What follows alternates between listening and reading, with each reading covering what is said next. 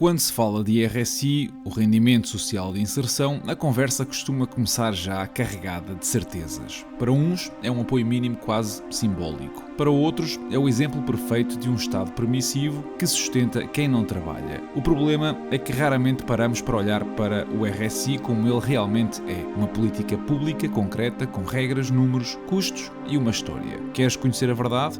Bom, fica desse lado e vamos a isso.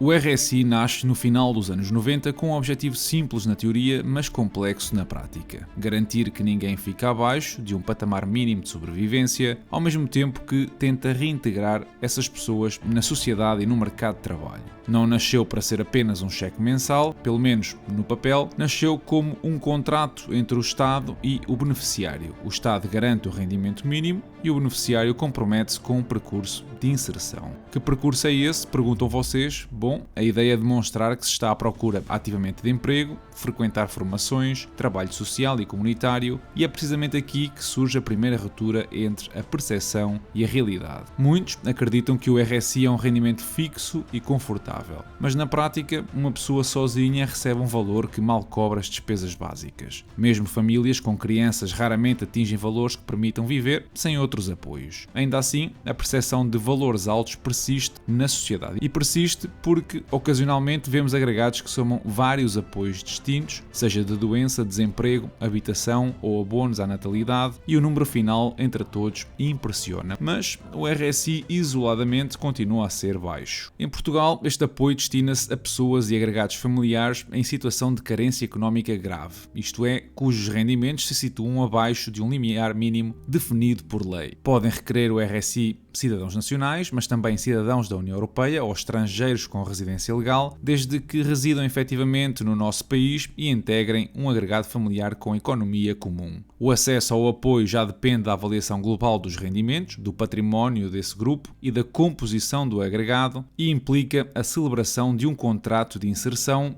no qual o beneficiário se compromete a cumprir as obrigações nas áreas de emprego, formação, educação ou saúde que mencionei anteriormente. O valor de referência do apoio RSI é o montante bruto que serve de teto para calcular o apoio, antes de descontarmos os rendimentos do agregado familiar. Este valor em 2025 é definido por lei através do Indexante de Apoios Sociais, o IAS, e atualizado todos os anos por portaria. O valor base é 242 euros para o titular do apoio, mais 169 euros por cada outro adulto e 121 euros por cada criança ou jovem com menos de 18 anos. Para vos dar um exemplo, um agregado com 2 adultos e uma criança teria um valor máximo de referência de 532 euros. O direito ao RSI exige então que os rendimentos mensais de todo o agregado familiar sejam inferiores aos tais 532 euros. Por exemplo, se os rendimentos do conjunto do agregado forem 450 euros, o RSI para essa família será de apenas 82 euros por mês. Outro ponto importante é que o RSI não é um valor automático nem vitalício. É revisto periodicamente e pode ser reduzido ou até suspenso caso a situação económica se altere ou as obrigações por parte do beneficiário não sejam cumpridas. E aqui está o elefante da sala. A percepção pública é que a fiscalização deste tipo de apoios é deficiente e que não existem consequências para quem vai assinando uma folha só para não se chatear.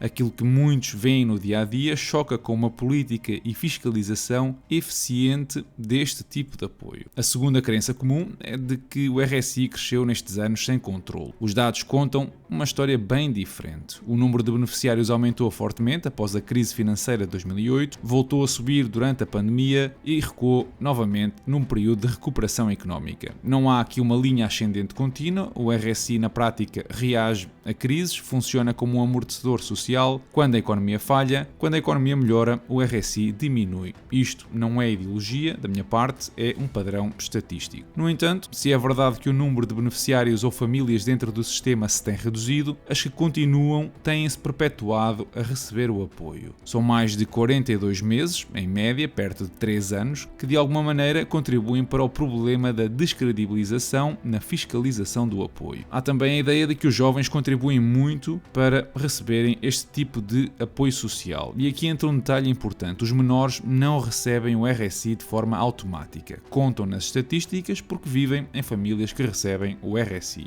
O sistema não está a transferir dinheiro para as crianças, está a reconhecer que famílias com filhos são mais vulneráveis à pobreza e, portanto, recebem mais 118 euros por mês por cada filho, mas o dinheiro acaba por ser entregue naturalmente aos pais ou ao titular. O curioso aqui é perceber que quase metade dos beneficiários deste apoio social são famílias com mais de 4 pessoas. Lamentavelmente não são publicados dados relativamente à nacionalidade, mas podemos ver que Lisboa, Porto e Setúbal são as regiões com maior incidência neste tipo de apoio. Agora, a questão que ninguém quer dar a resposta: será que a comunidade cigana é o maior beneficiário deste tipo de apoio? Afinal de contas, algumas das características que eu mencionei, como famílias numerosas e rendimentos declarados baixos, são algo frequente nessa comunidade. Mas a verdade é que a Segurança Social não nos dá números para podermos tirar conclusões. Segundo a informação pública, a comunidade cigana em Portugal são cerca de 47 mil pessoas e, dependendo da fonte de informação, a expressão no RSI é distinta. Pessoas dentro da comunidade afirmavam em 2022 que 70% deste grupo recebe o apoio, o que seriam à volta de 33 mil indivíduos. Já um estudo nacional mais antigo, de 2014, mostra que a dependência do RSI em todos os escalões etários é enorme e, se recuarmos até 2009, a Segurança Social mostra uma imagem diferente, onde apenas 4% dos beneficiários do RSI eram da etnia cigana. Assim que não temos dados suficientes para afirmar com certeza se a medida está a ser explorada por um grupo ou etnia em particular, e por isso deveria estar nas mãos do Estado garantir que a componente pública de inserção tenha sucesso para impedir a perpetuação do subsídio. O que não faltam são casos como o que menciona um técnico do IPSS no tal estudo nacional que mencionei e que partilho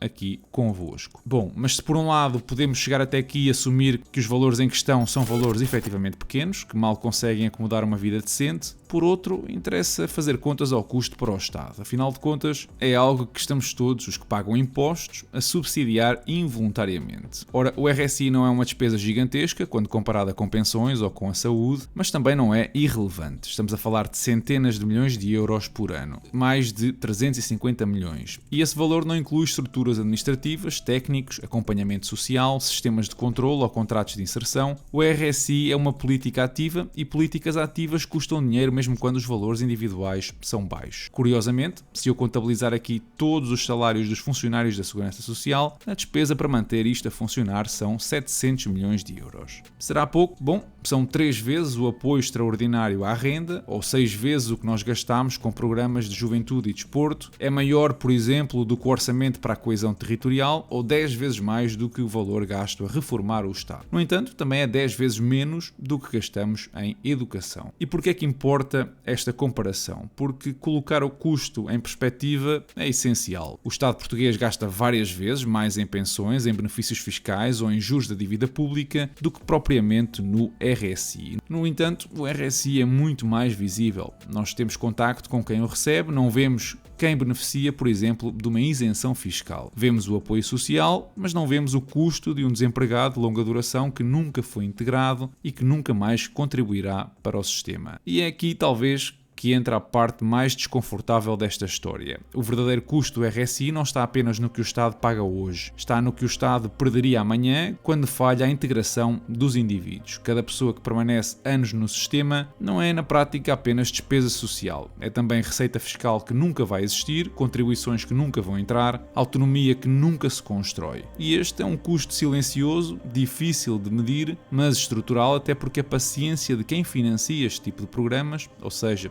todos nós, se vai esgotando. Pessoalmente, eu acho que o RSI acaba por ser um espelho. Mostra-nos onde a economia falha, onde é que o mercado exclui, onde a pobreza se transmite de geração em geração e onde existe eventualmente um chico espertismo. Podemos discutir se o modelo atual é eficaz, podemos discutir se os contratos de inserção estão a funcionar e podemos discutir se o dinheiro está bem aplicado. O que não podemos fazer, se queremos ter uma discussão honesta, é reduzir tudo a slogans e soundbites. Se chegaste até aqui, talvez não tenhas mudado de opinião, mas se começaste a duvidar de certezas absolutas, então esta conversa já valeu a pena. Se queres ver esta análise feita a outras rúbricas, como o SNS, o Abono de Família ou outros parecidos, deixa-me saber na caixa de comentários. Os mercados esta semana conseguiram voltar a território positivo, com ganhos mais expressivos na Europa, sobretudo nos países do Sul, com Portugal, Espanha e Itália a superarem 1%. No outro extremo estiveram os índices americanos, com o Dow Jones e o Nasdaq, ainda que estes com perdas muito moderadas. E parte desta queda, do outro lado do Atlântico, pode ser explicada com a nomeação de Kevin Warsh, novo presidente da Reserva Federal, na sequência do final do mandato de Jerome Powell, mais lá para junho. Warsh, que já foi governador da Fed e conselheiro económico na Casa Branca, é visto por muitos analistas como uma escolha experiente, com um profundo entendimento das interações entre política monetária, mercados financeiros e economia global. Por outro lado, há sempre aqui questões a ponderar quando uma figura tão próxima da esfera política assume uma função que exige independência técnica. A liderança do Banco Central é eficaz na medida em que equilibra a experiência e a credibilidade com a percepção de imparcialidade. Como é um nome com uma posição mais conservadora, com ideias de reduzir o balanço da Fed, com pouco amor pelo quantitative easing, os mercados do ouro e da prata, por exemplo, responderam rapidamente com as expectativas de inflação descontrolada a serem descontadas de forma extraordinária. Também na Fed, a semana marcou a decisão de não mexer nas taxas de juros, mantendo a política monetária estável, depois de vários cortes no ano passado, e esta decisão acontece num contexto em que a inflação já se aproximou mais da meta de longo prazo, mas persiste ainda alguma incerteza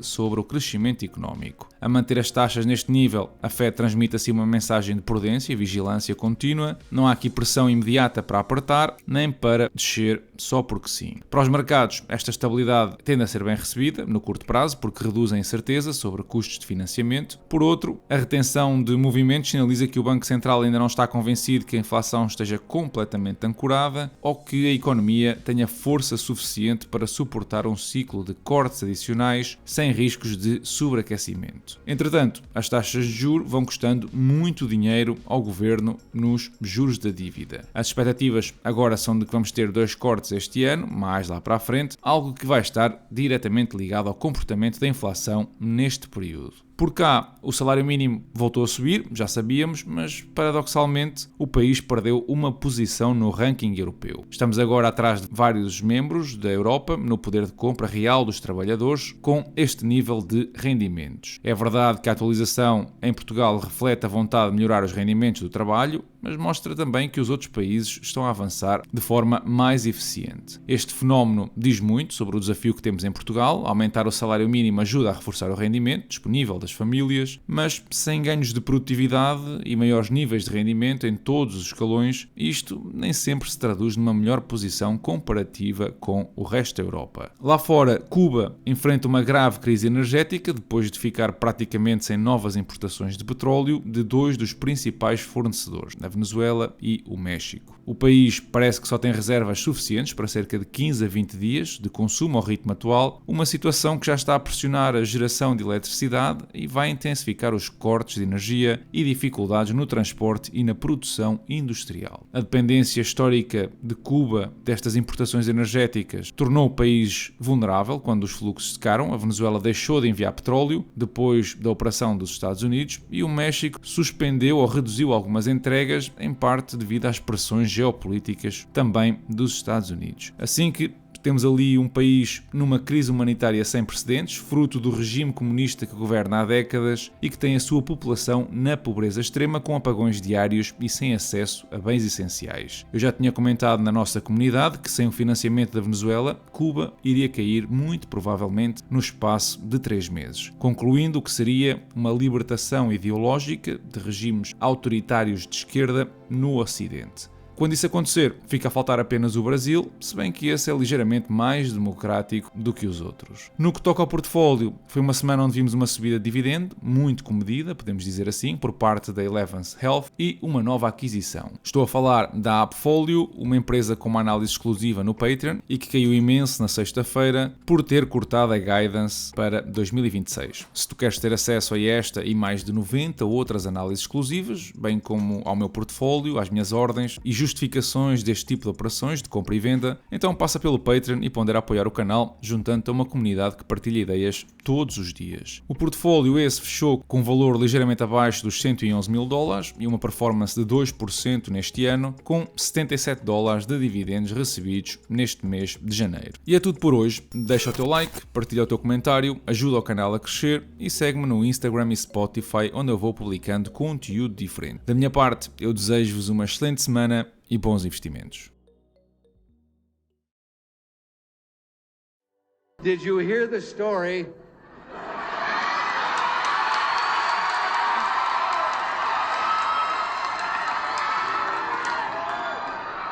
about the kid who was outside the Democratic fundraiser selling kittens? When the people came out from the fundraiser, he was holding up the kittens and he was saying, "Buy a Democrat kitten." Well, a couple of weeks later, the Republicans held a fundraiser in the same place. And when they came out, there was the same kid with the kittens. And he said, "Buy a Republican kitten." And one of the members of the press who'd seen him there 2 weeks before said, "Wait a minute, kid. You were selling these kittens the last time as Democrat kittens. How come the Republican kittens now?" Kid says, "Because now they got their eyes open."